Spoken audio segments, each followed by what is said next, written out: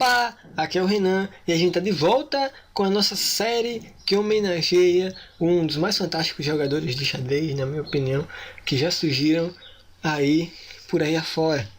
A gente tá homenageando nessa série o grande mago de Riga, né? O Mikhail Tal. E hoje a gente traz uma partida fantástica jogada contra ninguém mais, ninguém menos que Anatoly Karpov. Caramba, que jogaço! Esse foi um jogo Blitz que ocorreu na capital da Bélgica, né? Bruxelas, capital da Bélgica, no ano de 1987.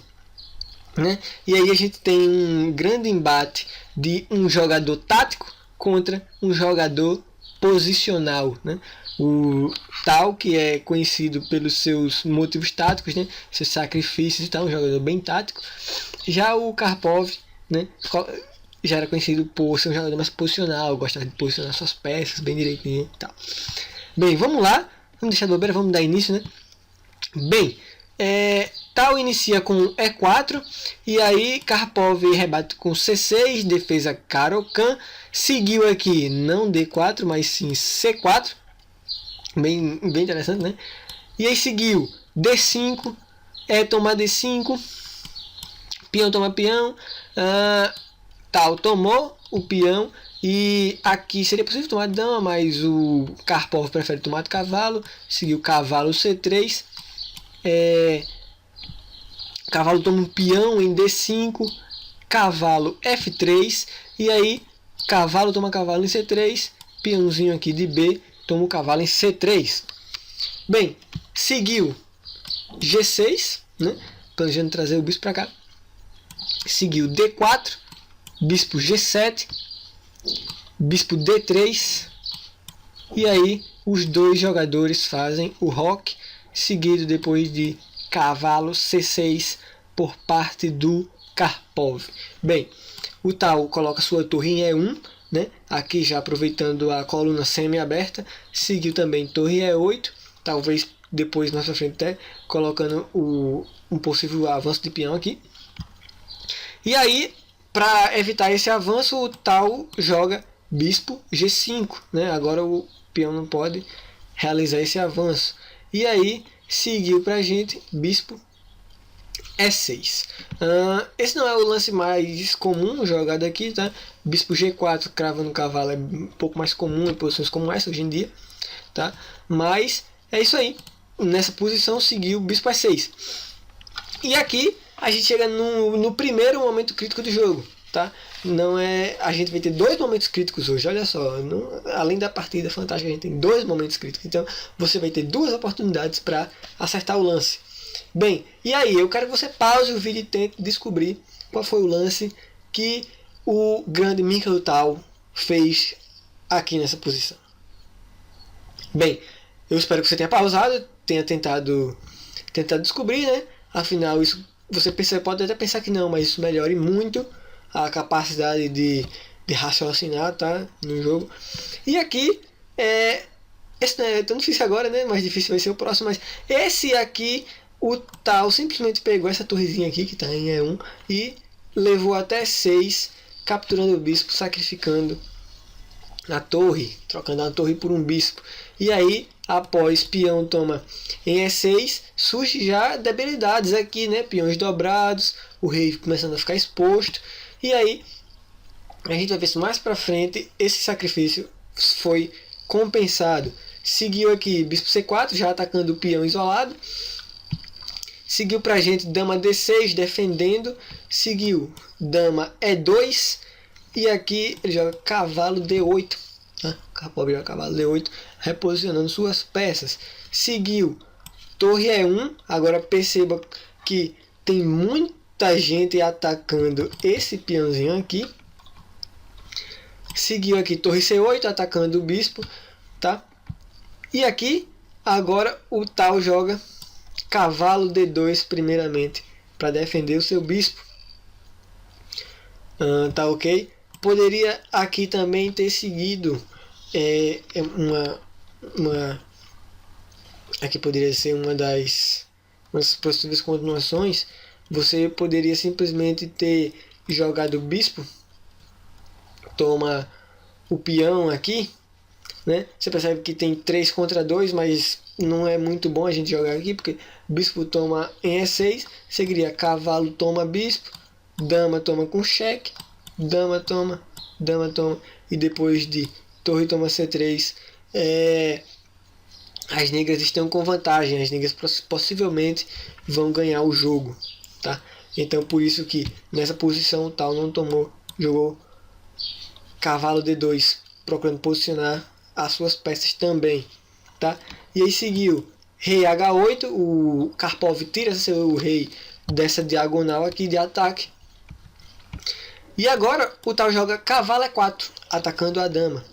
O Karpov leva ela de volta para a casa C7, e aí o tal traz seu bispo para uma casa mais segura, jogando bispo B3, e aí seguiu E5. E aí o tal agora faz um lance muito interessante, H4, já começando a mobilizar suas forças aqui nessa ala. E aí seguiu toma o peãozinho em D4, H5 continua avançando, e seguiu peão toma em H5 e dama toma em H5. Agora perceba que a dama já está ficando bem próxima do rei do Karpov.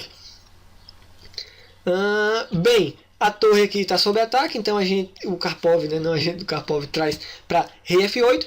E aí agora começa o verdadeiro ataque do tal, né? O tal já começa a trazer bispo, já joga bispo C2. Agora perceba que muita gente mirando essa casa aqui, H7, tá? Aqui seguiu pra gente dama E5, tá? E aí você agora, aqui a gente chega na posição crítica do jogo, tá? Bem, o que é que a gente pode fazer aqui? Essa é a posição crítica do jogo, né?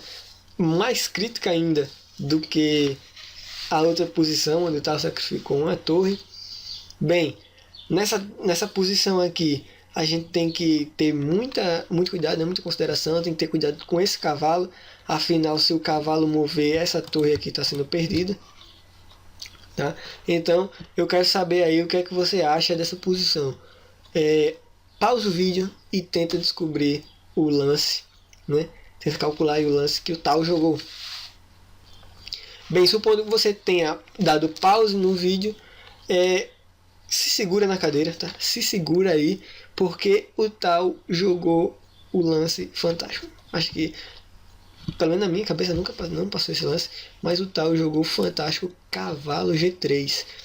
E aí pode botar 2 exclamações, esse lance é fantástico. O que você acha que o Karpov jogou? Bem, o Karpov jogou dama, toma torrinha E1, isso é um cheque, rei H2, e seguiu H6 aqui para evitar o mate.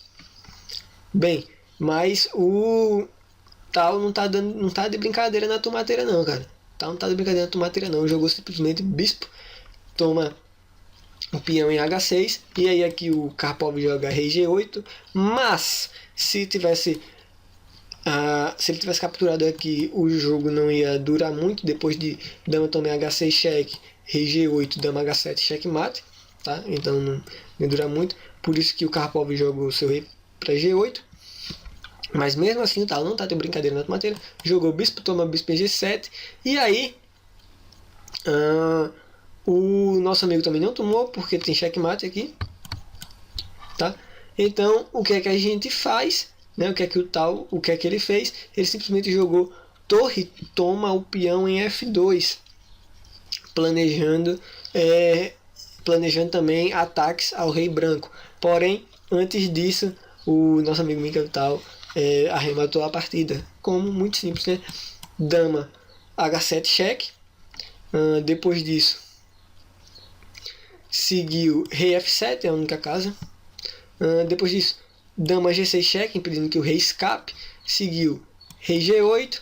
Depois disso, agora mata em 2, né? Bispo H6. Aqui, depois desse lance, desse cheque, Karpov abandonou a partida, porque simplesmente seguiria rei H8, dama G7, checkmate. Que partida, hein? Bem, e aí a gente voltando lá nos lances críticos. O primeiro momento crítico foi esse sacrifício aqui, né? Do tal, sacrifício belíssimo. E aí, depois disso, a gente ainda teve esse lance fantástico de cavalo, permitindo que a torre pudesse ser capturada aqui, mas com um ataque mortal aqui em cima, né? Ele simplesmente distraiu a dama negra para poder atacar com tudo aqui em cima. Bem, são sacrifícios como esse, são lances como esse que mostram como o tal era fantástico, como ele via as coisas no tabuleiro.